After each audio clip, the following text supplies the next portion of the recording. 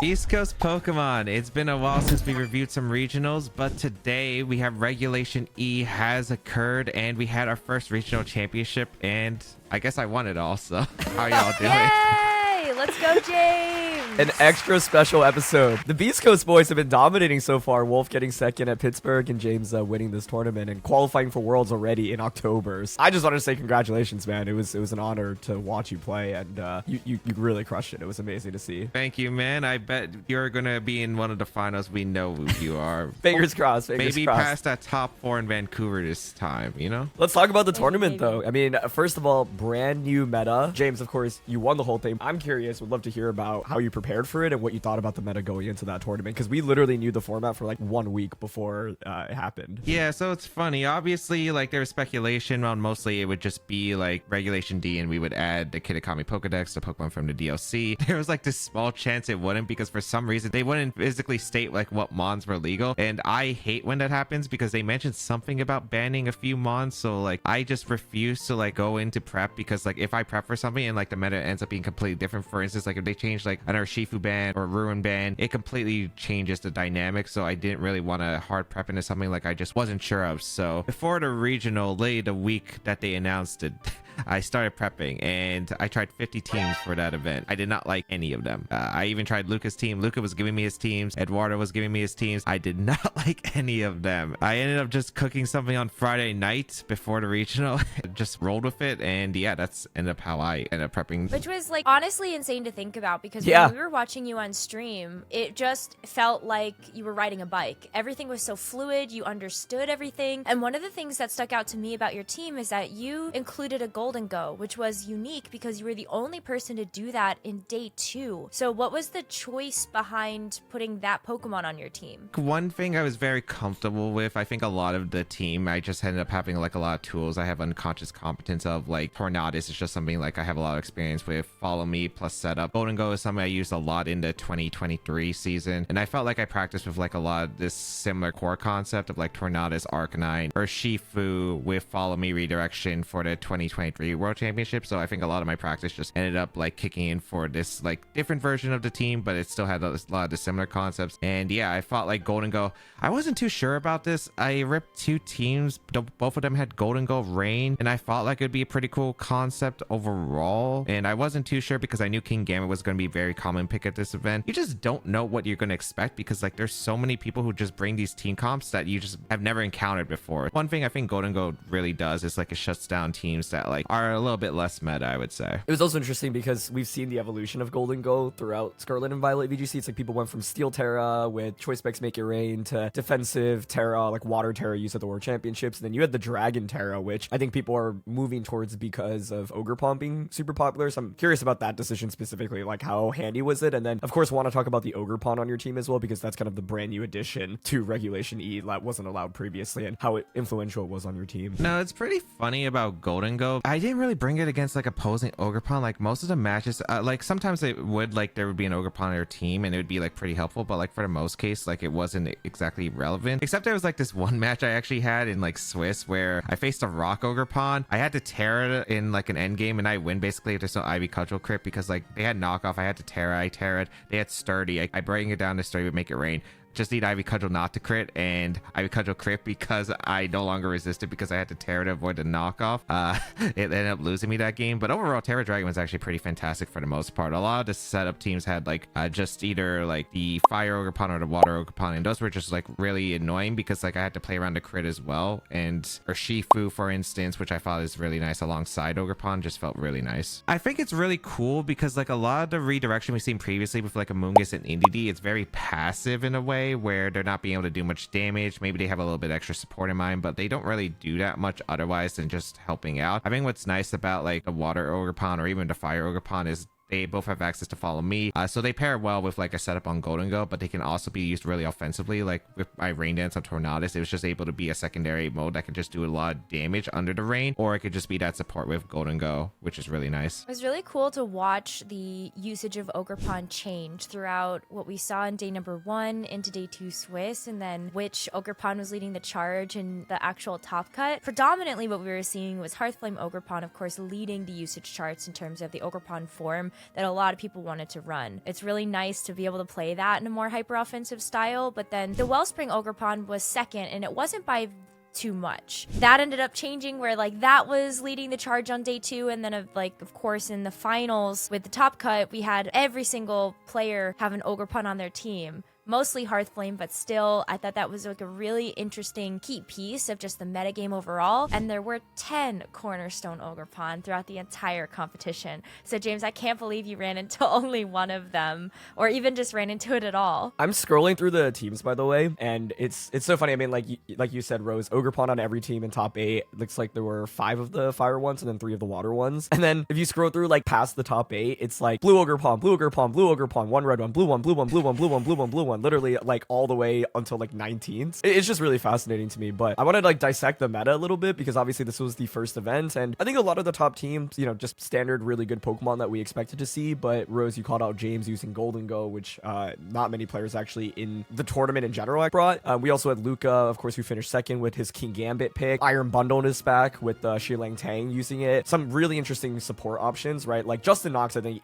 one of the most innovative team builders in the game right now, and he had a Frigoraph, Okidogi, Clefairy, and Blood Moon team. And then we also had Dusclops plus Blood Moon in 8th place as well. And then the further you go down, there's a more kind of standard comps, but then like Peter Chen, for example, has this really crazy Trick Room team that was legal in Reg D with Screamtail and Staraptor. Illumise being in top 16, definitely really, really cool. I didn't really get to see it being played out very much, but obviously a very interesting support option. You've got things like all of the Ninetales, there's a Dondozo team at 21st, and it's funny, we're recording this as Sacramento Regionals is happening, and Dondozo, I feel like, has had a huge upswing there. So yeah, just curious about your guys' reactions, and you know, did you expect to see most of these teams? Any surprising picks in Pokemon? Let me just say a lot of them. So I think when I would say meta teams, like the standard Fire Ogerpon stuff, like the Chief Flutter stuff, I faced those really early in the tournament, and those definitely gave me the toughest time. Then I faced some of the more stranger stuff, like the Rock Ogerpon team. That was with the Clear Amulet, Salamence, the Breloom, the Slowbro. I faced that team in round 4. I faced like 4 Blood Moon teams in general. I actually played Leonard twice. I played Justin Knox on my way, and I just ended up facing like a lot of off meta picks as like the day 1 progressed. So yeah, there was just like a lot of diversity, I think, for the most part. That's what we were feeling as well. I feel like when we got a bunch of matches on stream, it just was constantly new Pokemon after new Pokemon after new team archetype, and it was great variety, which is something that not only do you love to see as a viewer, but it also helps be able to tell a bigger picture, just the snapshot of the meta overall. Because Aaron, I feel like sometimes when we cast some of like the bigger events like NAIC or the events that are farther along in a format, we do start to see a centralization of the meta, and it's just not as open and not as fun. And so there was a lot of creativity here, and I love that you called out Justin Knox's team, because I think that was the one in particular that just had so many of the unique Pokemon, not only from Top Cut, but also what we saw in day number 2, that was a lot of one-ofs in terms of the actual overall usage charts. I didn't particularly have the Loyal 3 coming to this tournament at all. I think if anything, it was going to be the Okidogi, but this one, even with the Guard Dog specifically, I thought was just a really unique set to see. I was kind of hoping we'd see a little bit more Trick Room, but even that was just so varied in terms of team composition and even what Trick Room users were on the team, like when we were seeing Leonard and the Dusclops, for example. Yeah, totally. I think like the first tournament of a new meta is always just fascinating because, like James said, you know, anything is really possible. Even though I think there is pretty heavy centralization on the top, like Iron Hands, Fluttermane, Ogerpon, you know, these Pokemon are really good. I think there's a lot of unique support that you can pair around it, and I really love seeing the top 8 teams, right? And seeing, for example, like Luca stick to King Gambit, which he'd used previously, and is really, you know, one of, if not the best King Gambit player I've seen, is I think really cool. And yeah, like you called out, Rose, I think like when we thought about Trick Room in previous formats, like Cresselia was kind of the go-to. You saw those like super hard Trick Room teams that would use things like Mousehold plus like Bruxish or a Ranguru. Some variants of that like popped up during Worlds and after Worlds as well, but it's cool to see like Dusclops being used, and, you know, Farigiraf here with Blood Moon in general. I think just a really interesting Pokemon. I was mainly curious about Sinistra as a Pokemon, and we did see some overall, like I think in 20th place, for example, at 10-4. It's a Pokemon that I think has a lot of potential. There weren't that many actually in day 2 overall. Yeah, there's a lot of kind of one-ofs or two-ofs, and James, the team you mentioned, like I had to look at it because I was like, that's crazy, and I pulled up the open team sheet. It's even crazier. So this team finished in 36th place, and everything about Haunted is wild. It seems so cool. Clear Amulet, Steel Terra Salamence with Dual Wing Beat, Ironhead, Tailwind, a Slowbro with Trick Room, so talking about unique Trick Room users, King Gambit with Assurance, the Ogerpon Cornerstone, and Breloom as well. It's like all of it is just wild to me to see. So that's easily one of the most creative teams here. And then we also had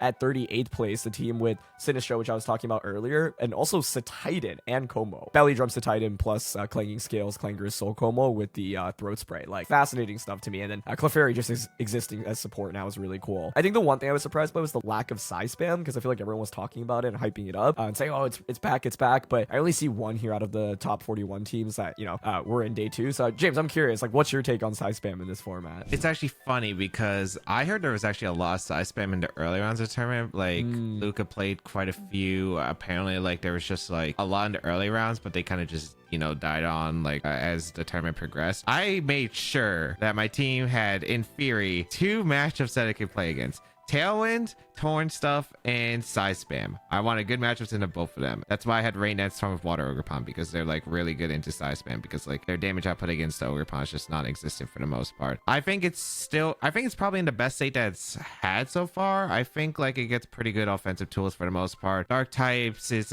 kind of interesting. Like I think Chiyu dropped a bit. I was actually surprised with like how many Chiyus were actually like in the representation for day 2. It was definitely a mon I felt like just kind of fell off a bit more. And when I was testing Chiyu, it felt like a little bit underwhelming, so I was surprised to see as many, but it's a really good mon for what it does, especially like the King Gambit standard teams. I don't think they do super well into just general PsySPAM, and I think we're just seeing a few new takes with the new mons, because I think there's like a few tricks that they can run specifically. Yeah, I agree with that. I feel like one of the issues with PsySPAM that I've noticed a lot of players running into is it can be really good and really oppressive, but if a team has an answer to it, it's just so one-dimensional that it feels really difficult to find another solution to deal with the team matchup that you might be facing. And so I wonder if there's still some innovation to be had there to actually continue to make it a strong archetype. I do think it has a place in this meta. It just might require a few of those new tips and tricks to really make sure that it has some staying power into some of the more obscure things that we were seeing. But if I could pivot really fast to talk about like a different aspect of the meta, Aaron, you had brought this up that we saw some Iron Bundle, and we also were starting to see just even like this a Titan. Just ice types in general, I feel like were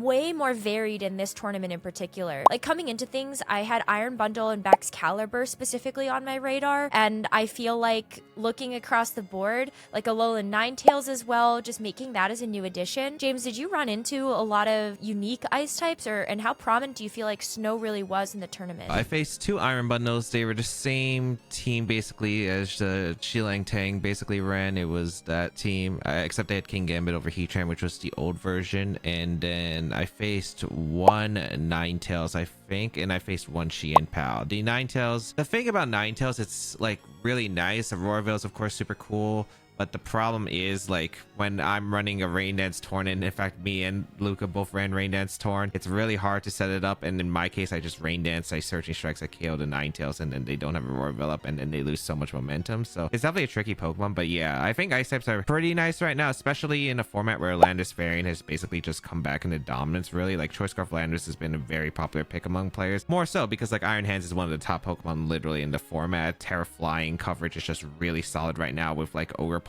being out there, so there's no reason why like Landorus variant isn't like at the top, and why you wouldn't want answers to it. I think one thing that's fascinating is this was like a snapshot of where the Reg E meta is, and Sacramento Regionals 1 weekend after happening right now, and I'm just seeing like so many new meta trends and adaptations. Like we saw, for example, Wheezing being used by a bunch of prominent players paired with like Ability Shield, which I didn't even know really was an item until this format. So I think that's really fascinating. The idea is that like you use it on Landorus, so you can lead something like Wheezing Landorus, and Landorus's ability isn't blocked, but your opponent's abilities are blocked. It was really cool because I saw a game on stream. I think it was like round 9, Kyle Livinghouse against Riley Factura, and yeah, it was like Landorus was led, and so it intimidated Dragonite, which could have inner focus. It intimidates Urshifu, and then Urshifu also can't break through Protect because of Wheezing's ability. I was like, wow, this is just like crazy to see. That feels like one Pokemon that was trending upwards. cards, and then I've heard like a decent amount of Dondozo teams being used as well. It's just fascinating to me how quickly metas can move, and even though we have like centralization towards the top, like people are still obviously constantly figuring out new ways and new strategies to approach the format. Yeah, I guess going back to this tournament, overall, any big surprises? Anything, are these things and teams and Pokemon that you expected to see? And was there anything that you felt like was perhaps maybe lacking or you expected to see a bigger presence from? I think for a first regional, you kind of have to have a wider expectation just because, like, again, we don't know what people are really bringing, and the meta isn't really, again, centralized down, I think, a bit until usually maybe like the day 2. But I felt like for the most part,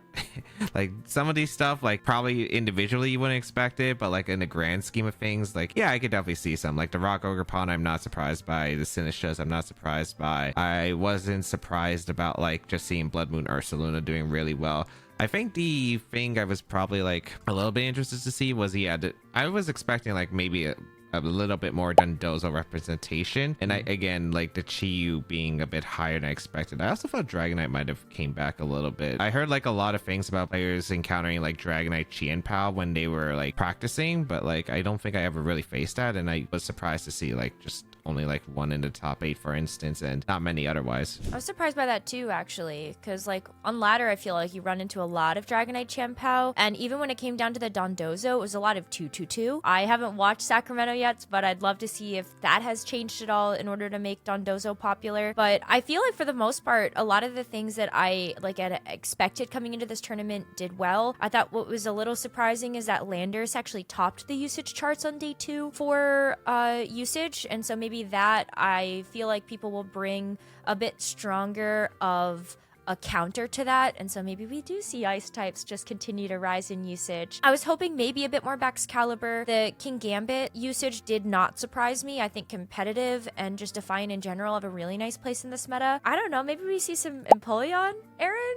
You think? Does it have a place? I would love to see more Empoleon. I think having tried it, decent. It's definitely better than it's been in many, many years. But that being said, it's like if you look at the teams, like there weren't too many Empoleon, sadly. I think it's a Pokemon that has potential, especially because I think offensively it just gets really good coverage. I mean, the main thing is I think Iron Hands right now is also just really popular, and like Assault Vest Iron Hands versus Empoleon, like it just Empoleon like feels like it's forced to Terra, but then you've committed your Terra and you still don't even do that much damage to Iron Hands, and so yeah, it's one of those that like I think can fit onto a team, but isn't exactly super easy to use, even though there's Landorses everywhere, because even Landorus can hit it for super effective with Stomping Tantrum, right? And Empoleon isn't exactly the speediest Pokemon either, and it feels like a lot of these early meta teams are just about like offense, right? How do I like really knock out my opponent as quickly as possible and use some of the strongest attackers in the game? I would love to see Empoleon make a deep run at some point in this season. That would be awesome. Yeah, definitely echo what you guys are saying. I think that it's really the support Pokemon that I was fascinated in. Illumise is something that I just really didn't have on my radar at all, but I wasn't like actively playing Reggie, like preparing for this tournament specifically. It's just always fun to see random support Pokemon like that pop up, right? And for those that are wondering, people are using it now because it gets access to Prankster plus Tailwind, and it also gets support moves like Carson Comfer, 2016 Senior Division World Champion, used the set with Fake Tears, Encore, and Infestation, and then just supported with some of the strongest attackers in the game, Chi-Yu, Fluttermane, Clear Amulet Landers, for example. So it's just cool to see another Prankster mon join the mix. Yeah, I'm actually still surprised that Tornadus and both Urshifu, even Dark Urshifu, were just really heavily dropped off for this tournament. Me and Luca thought they were still really good, and yeah, they were really good throughout the tournament, but it was just like surprising because if you look down, like the Urshifu usage is way down compared to, and like there's still some Torns, but it's like a lot less than we saw probably in Regulation D. Maybe Empoleon can join the phrase if Dondozo rises up, because Haze Empoleon is a thing, so that could be a factor. I just wanted to ask that question because Aaron is our resident #1 Piplup fan, so I felt like you'd have some great insight there. I will try to bring it to a tournament this year for sure, and if it fits into the meta and it works, I'm all for it. I'm scrolling down the teams at 73rd place, Christian Kepler, who used Alola Ninetales as well as Empoleon and Sinistra and Baxcalibur, so a lot of the different Pokemon that we've talked about. But what's interesting is that Empoleon set was with Yawn, so it was instead of like an Assault Vest set, it was supportive with Leftovers, Hydro Pump, Flash Cannon, Yawn, and Protect. Yeah, I think I've seen Empoleon either used just super offensively with like a Resolvest or kind of this more defensive set that is just annoying to fight against. We were talking about Alolan Ninetales earlier, and I think James's point on it was really good because having used it on ladder, I'm like, oh, this is so free if I can get my Aurora Veil up. But when I see Tornadus in Team Preview, I'm like, oh my goodness, like I just can't even bring this Pokemon, or I can, but it's really hard to use. I'm sure James winning with Rain Dance Tornadus doesn't do it any favors either. Let's just say every Ninetales has been like I've used Ninetales at the same time too. It's actually funny because I was testing Empoleon for this regional too. I was trying it on a Roaring Moon team. It wasn't bad. I had Haze because that was my theory. I thought Haze would be really good. Yeah, Ninetales was just too hard to use. I was thinking that Torn would actually be more popular at this tournament, and that's why I didn't bring Ninetales and Empoleon Roaring Moon. But I thought it was like a cool team regardless. Ooh, I actually thought Roaring Moon would be higher in usage. That is something I did expect to. Not like crazy heavy, but like a few more than actually what was represented. Yeah, there was like one in day 2, and I think that's it. And then also, I guess, more modern Roaring Moon in the Salamence. Yeah, knockoff is just really good. That's a really good buff. And also, like, the fact that Dragon coverage is just really good right now. There's a reason why Terra Dragon's, like, picking up. It's because of the Ogerpons and the fact that you just already naturally resist Ogerpons and you can threaten them with acrobatics immediately. It's, like, a really strong option. I think it's definitely a mon it's probably the best I think it's ever been right now. So maybe it'll pick up more as we see the meta progress. James, one question I have for you. I first of all saw our friend Rashawn make a joke about how you're, like, allergic to the CP bar because you've auto-qualified for Worlds through Worlds before and then now through this, winning regionals. So with the way that the invite structure has changed this year and with day 2 kind of being removed, like what are your plans for the rest of the season? You've got the invite, like you can obviously play with less stress. What are the goals? And also, yeah, I mean, winning your 4th regionals, dude, that's also amazing. I see your tweet about it was fascinating because I didn't realize that like it'd been a while since you made top 8 of a regionals when you'd been top 4 in Worlds like in those years as well. So I would just love to hear a little bit more about, how you view the rest of the season before Worlds. Yeah, I top 4 2 Worlds. I won an Internets and I top 8 another Internets in between my top 8s at different regionals. So that's crazy.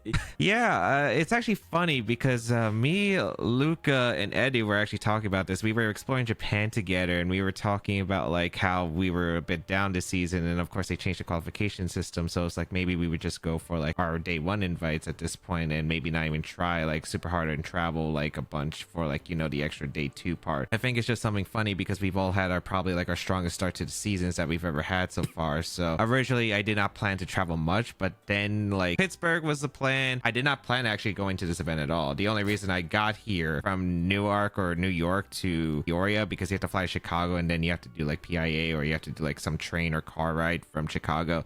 It's like $700 to $900 round trip, so I was not spending that much for like an hour and a half flight, first of all. So I did not plan on going, but then my boy Mancuso was like, if you fly to Ohio, we can drive down for like 8 hours. It was me, Luca, and David in the car, and that was like a $200 round trip. And I'm like, okay, you know what, I'm taking it. And then that's how I ended up going to this regional. So I did not expect to go to this regional. I ended up going a few weeks before. I have a bunch of regionals planned, which was supposed to be like the ones I was supposed to try to use to qualify for Worlds. So, I mean, I'm going to a bunch of events, I guess, this season, which I didn't anticipate before, but like there's a lot of places I want to go back to. Vancouver, LA regional seems really cool. I like Orlando. Yeah, I just have a bunch of regionals and I do want to go to the internet still. Congrats, James.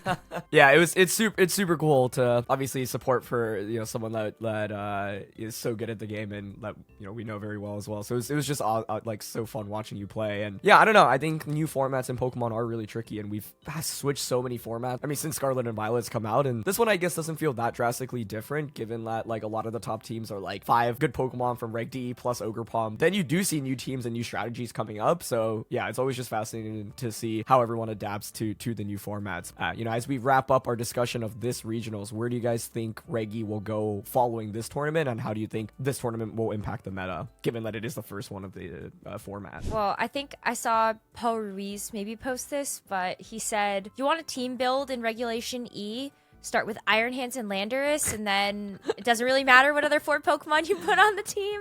You just got a great Reggie team right there. In all seriousness, I think that there will be a lot more bulk down when it comes to the meta. I feel like we always see this in new formats where it starts pretty hyper offensive and then it starts to lean a little bit more into like a bulkier heavy investment. And so I think like seeing Dondozo right now at Sacramento is kind of a key piece of this. And I actually think that there might be a place for like like Toxic. I thought that Toxic Chain might be a really interesting ability, just knowing that you could have that 30% chance to poison, and there might be ways to actually stall it out so that Toxic can actually knock out some of these Pokemon. And there's a lot more to still be explored with the ice types in the meta as well. I'm pretty interested. I think we've seen like the fire, water, and the rock Ogerpon all become viable at this regional. I think there's a lot of exploration actually still for the grass one, even though it doesn't get that like mask increase, it does get the access to held item. I think there's like a lot of Pokemon that like in compositions we haven't seen yet. Like the Weezing team was actually really interesting. It's something I kind of experimented with before. We've been seeing that at Sacramento. The Dundozos I think are going to evolve over time. We're going to see more counters to that. I'm pretty interested in like how Amoonguss is going to be, because like one thing we didn't talk about was like Amoonguss usage is really down compared to like previous regulations. So I think Amoonguss will be something that like creeps up over time. I think Urshifu and Torn, I think they're going to creep up again. I think people are going to realize that Tailwind is still going to be really good. But even like bulkier stuff, as well as like I think Snorlax is something that like wasn't really used at this regional, and I think that has a lot of potential. I just think there's so many different individual mons right now that could break through, and it's just going to be where does the meta progress from here and what is going to evolve from these team compositions that we currently have. But I think that's going to cut it out for our Peoria Regional Championship recap. Thank you to everyone who tuned in. I hope you all enjoyed. We'll be back with like Sacramento, and I don't know if we're doing Sacramento plus Toronto or we're just doing Sacramento plus Lily, or like we don't know yet. We'll find out. You'll find out.